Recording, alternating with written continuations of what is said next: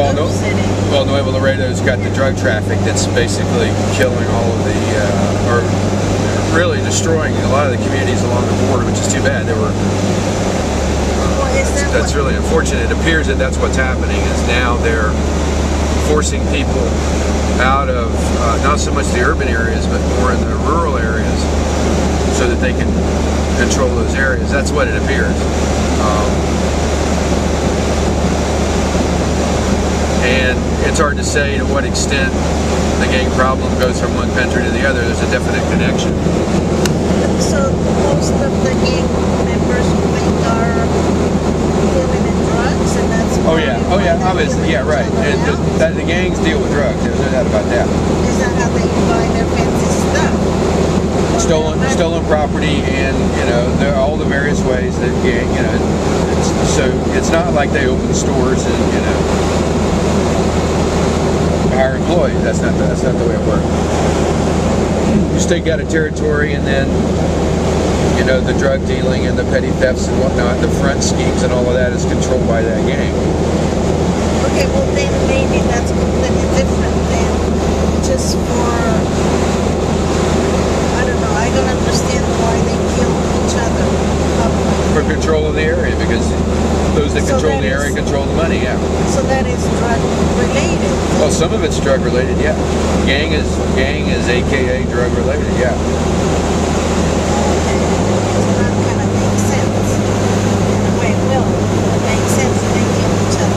Right, they kill each other for the territory. We saw it in Cancun.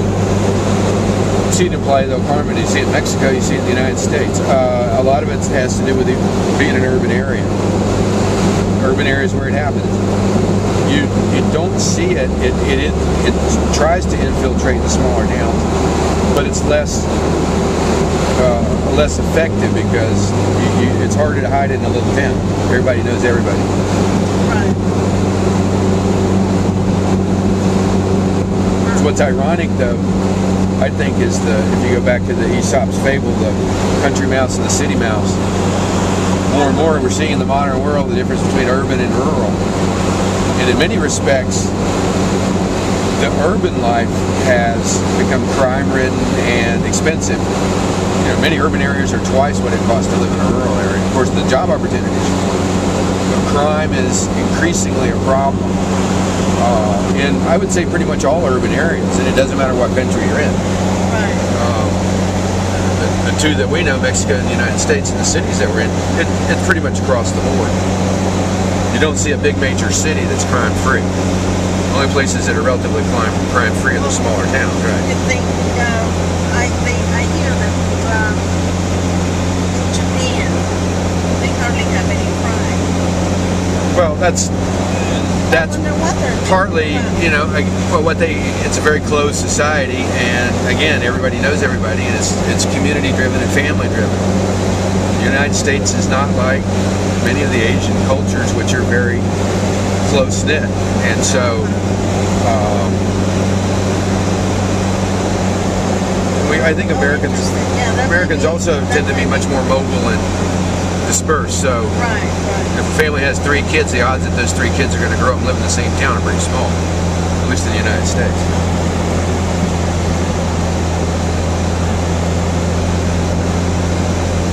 And you can see the advantages of the urban areas is they have economic engines. Even in bad times, cities are vibrant. There's a lot of economic activity going on in cities. So that's where the activity is, that's where the economic activity is, and that's where crime will go, or crime will tend to.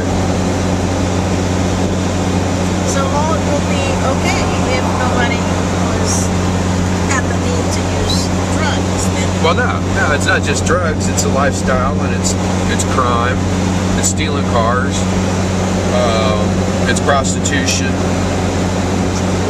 it's all those together, and so it's not just dealing drugs. There are those that certainly are specifically, that's all they do. But gangs typically have been involved in not just drugs. Drugs are just one part of it.